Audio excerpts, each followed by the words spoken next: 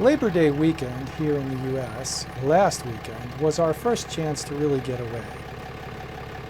As cool as it may look in other YouTube photographers' videos, my days of sleeping in a tent on the ground on the side of a trail are behind me. Anyone over the age of 55 knows what I'm talking about. So we purchased the Springdale 202 travel trailer in June. We have taken a few short trips, but this weekend was our chance to try something a little farther away and a little longer, and to incorporate a trial run of my new direction in photography. And when I say new, I actually mean the photography I was doing in 1997 and the photography I really love. Just as COVID made us realize that we really did want to commit to a travel trailer, it has also made me personally realize why I fell in love with photography in the first place. But more on that later. We headed out around 6 a.m. in no particular hurry, with Central Oregon as our destination. A few items of interest I had identified as potential photography locations were the trees in Boardman, Oregon, and some abandoned houses and buildings in Shaniko, Oregon, which I had photographed before, maybe 25 years ago, and both of which panned out to be not worth the stop. There was a very interesting derelict Methodist church in Grass Valley, which last held services in 1946 or 1947, and I took a few shots with a medium format film camera I had along that I was testing. But alas, the film expired in 1997, and although it proved okay for testing, it had lost its artistic merits over time.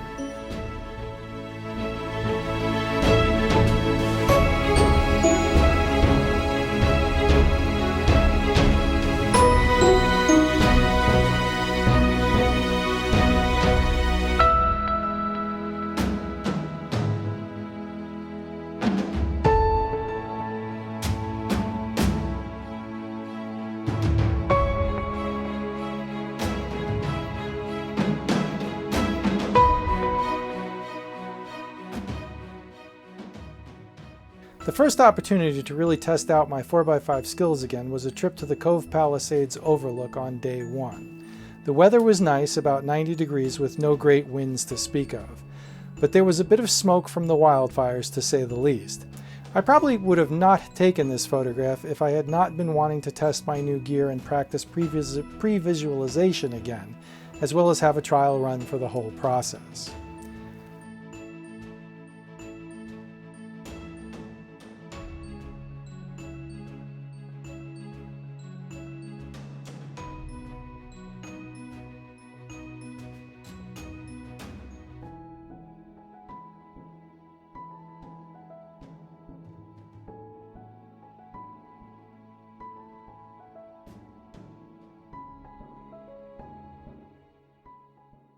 I look at shooting large format as sort of a three-step process. The first stage involves the composition and focusing. The second is deciding on your exposure or metering, and the third is the actual exposure of the film.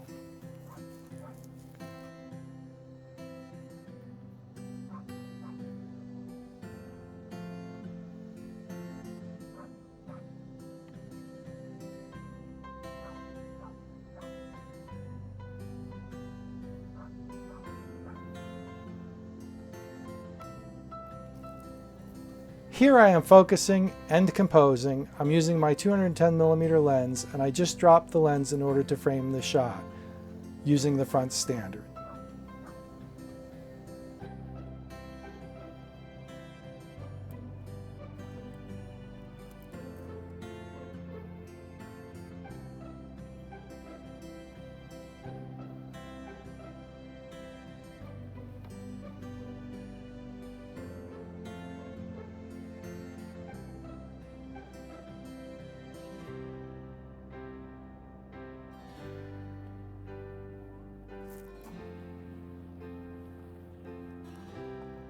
I wanted to get a look at the immediate foreground in order to see what I wanted to include and exclude.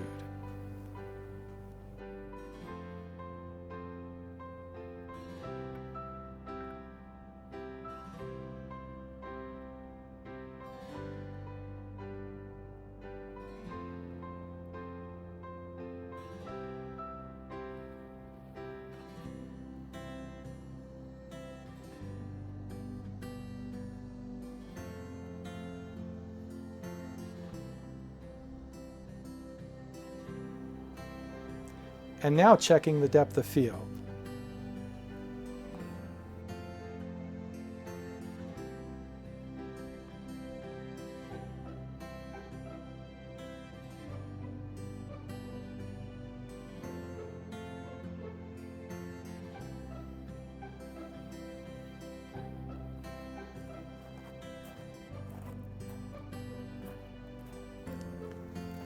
I had already metered the scene and came up with f45 at 1/4 of a second.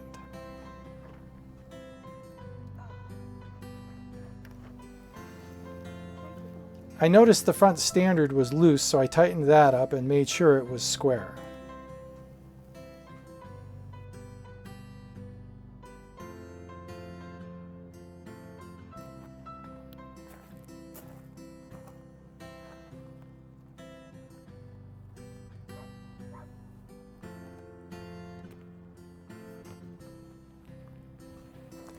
A final check of focus.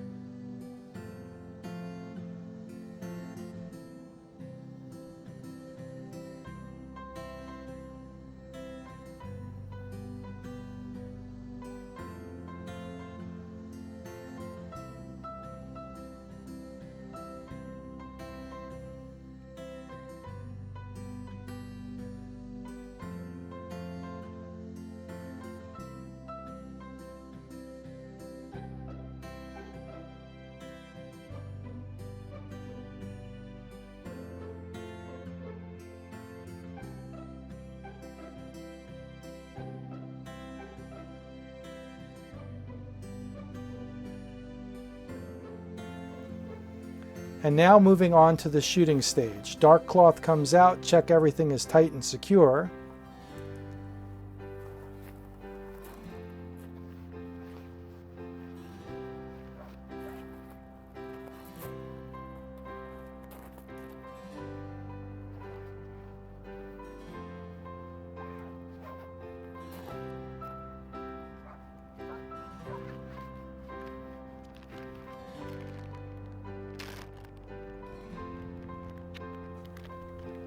Get some film, Ilford FP4 Plus in this case.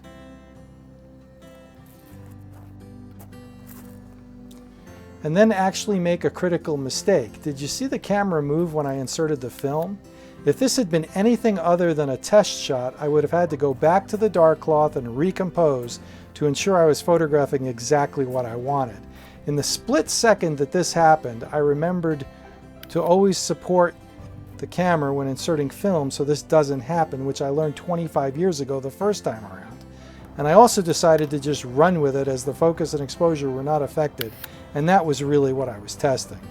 I run a test exposure with the dark slide in, or a few, then remove the dark slide and take the photo. I write down the exposure and notes as well as give the exposed sheet of film an identification number, in this case 090620-1, which is pretty much the date, and this is the first sheet of film I exposed on that date. In large format, you don't expose a lot of film, and so it's relatively easy to keep track of if you remember to do it. And that's the whole process of shooting a sheet of 4x5 film. I developed my black and white myself in a Stearman tank, which works spectacularly well, and I prefer Ilford ID11, which is the same as Kodak's D76 for all intents and purposes. I scan the film on an Epson V850 scanner, and I can print a 16x20 at 720 dpi without resampling, which is really amazing.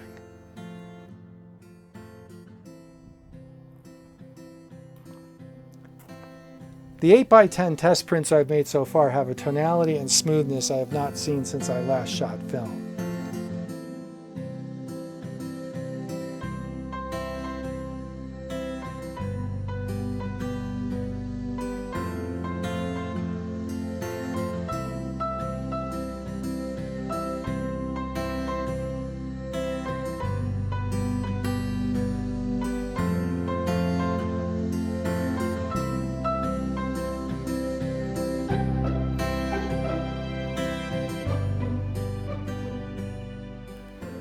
Day 2, we went to Smith Rocks, Oregon, but that's an adventure for another video.